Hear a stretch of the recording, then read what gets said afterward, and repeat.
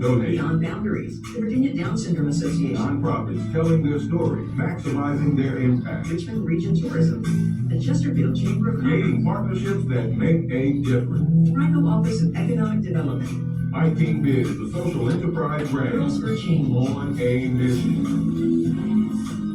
My Team Biz. Ladies and gentlemen, welcome back to On with Mike King here, coming to you from the Mike King Call Federal Credit Union studio. That's where we talk to the best and the brightest. So I get a note from my man Craig Martin out there of the Good Road TV show fame, as well as Shaka Records. He's just a renaissance man. He's just all over the place. I guess I didn't know when there was like more than just one renaissance man. I thought there was just one. No, he's like, yo, you got to talk to Keni now. And in a few minutes, he is that guy.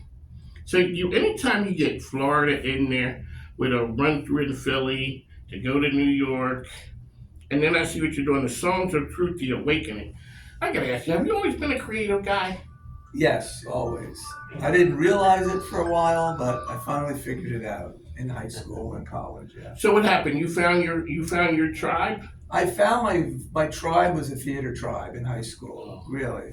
Before that, I was actually a really shy kid and just very kind of studious, homebody. But I discovered theater, and then I moved to New York. And you found, okay, we don't need to say anymore. Yeah. So being from Philly, the first time I went to the Tribeca, I'd never seen anything like that. You know, like you go to a movie theater and there's an intermission.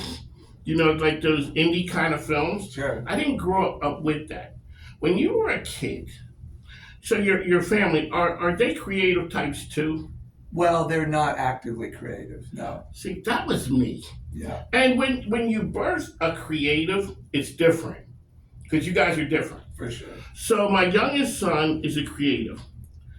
We are all over, so my wife, I told you my wife's from the Lower East Side, she's from Delancey Street. I'm all over the village. My son, he is doing calligraphy, dance, cutting up clothes, being a rapper, doing all of these things and being a creative. And I'm just looking at him trying to, could you just... My dad tried the same thing. I know, it's like, we're just trying to, but the crazy part about it is, I think I would have been a creative, but my father did that. Yeah.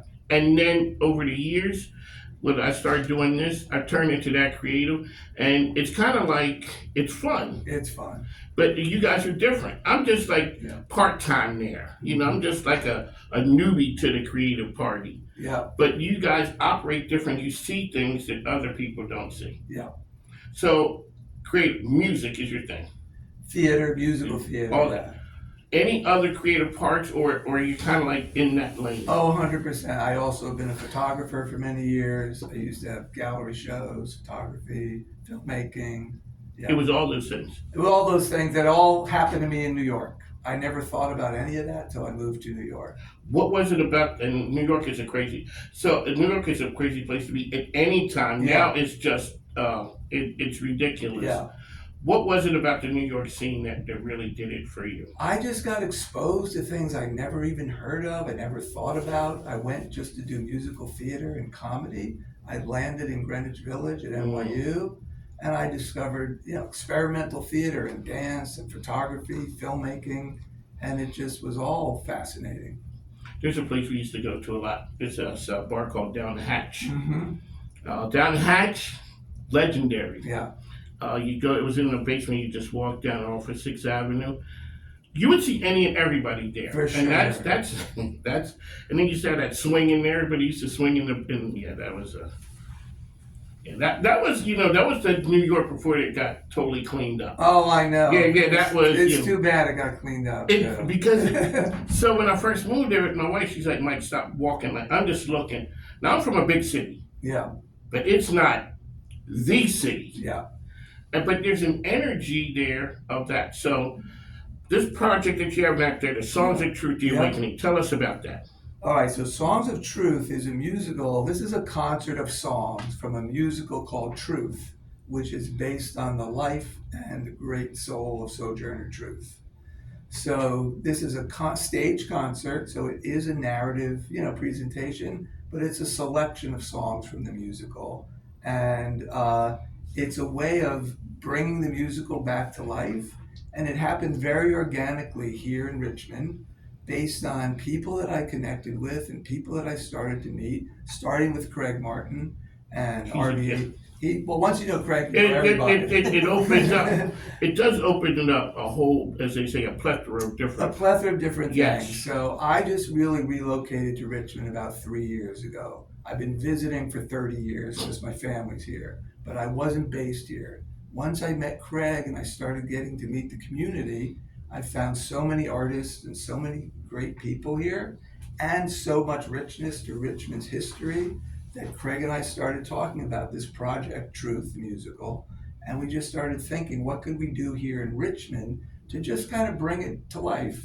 And so that's how this came about. And also meeting Desiree Roots, which I also met because of Craig. Once I met Desiree, That's a powerhouse. and she is kind of the heart and soul of this whole musical community here in Richmond. So this was born very organically out of that. And it brought together a lot of people, different people from the community. And its purpose is to be a community raising, sharing this amazing story and inspiration of Sojourner Truth. When I have creatives in, and I ask you, so you wrote this. I wrote it. When did you know it was done? Like, are you a tinkerer? Like it's done, and then you start squinting from that side, or when did you know this was done? Well, that's a good question. It is nowhere near done, because the thing about musical theater, especially when you want to bring a musical to Broadway, let's say the ultimate destination, musicals are literally not done until opening night on Broadway. Oh. Things can change dramatically up until that night. So this is the beginning of a new developmental process for the musical. The concert, I'm hoping it's done by the time Saturday comes around. No, the concert will be ready for Saturday. But the musical is really in a beginning stage of exploration, because the great thing about a musical is it's an organic thing, especially something about like this topic. And the question we have to keep asking is, what does this story want to say today? Not 10 years ago, not 5 years ago. What does it want to say today? To what audiences need to hear today? So that's what the work is. One of the things I always ask, I ask business people who are entrepreneurs. Yeah. I say I got one good question. Yeah. Can entrepreneurs ever be monogamous? Can creatives ever be monogamous? You do this thing and that's it. You don't have the wandering eye, or you're working on 10 projects at once.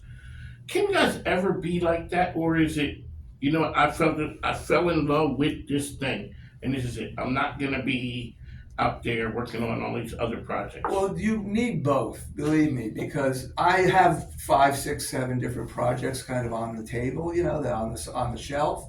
But to get something like this to happen, it takes a tremendous amount of people to really make it happen.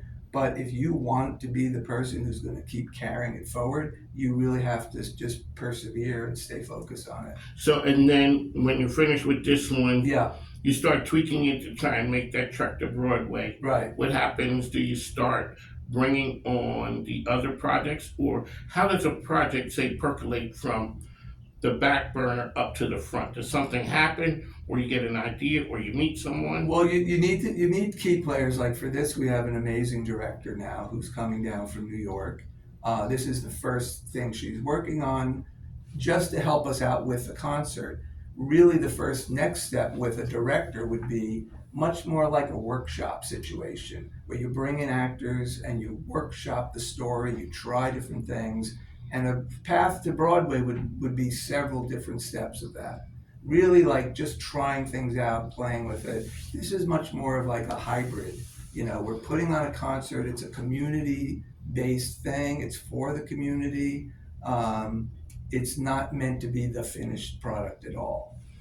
There you go, sir. Songs of Truth, The Awakening. How can people get information about it? You go to truththemusical.com, and there are tickets on there. I should also mention there's going to be a beautiful program Friday on Juneteenth at the Black History Museum of Virginia. Oh, wonderful. And it's also going to be called Songs of Truth, a Black Music Month celebration. And that will be a very interesting discussion about these questions you're asking. What is this process? What is the role of music in telling these kinds of stories? What is the role of music in Black history in telling those stories? And there will be some music along with the talking, including Desiree Roots and the Black Awakening Choir. There you go, ladies and gentlemen, that's it. TruthTheMusical.com. Truth the Musical. Kenny is here with. We'd like to thank you for coming in. Shout out to my man Craig Martin, who is the guy when he plugs you in and he taps you. Woo! Magic happens. Craig Martin, Yeah. the Good Road TV. Thank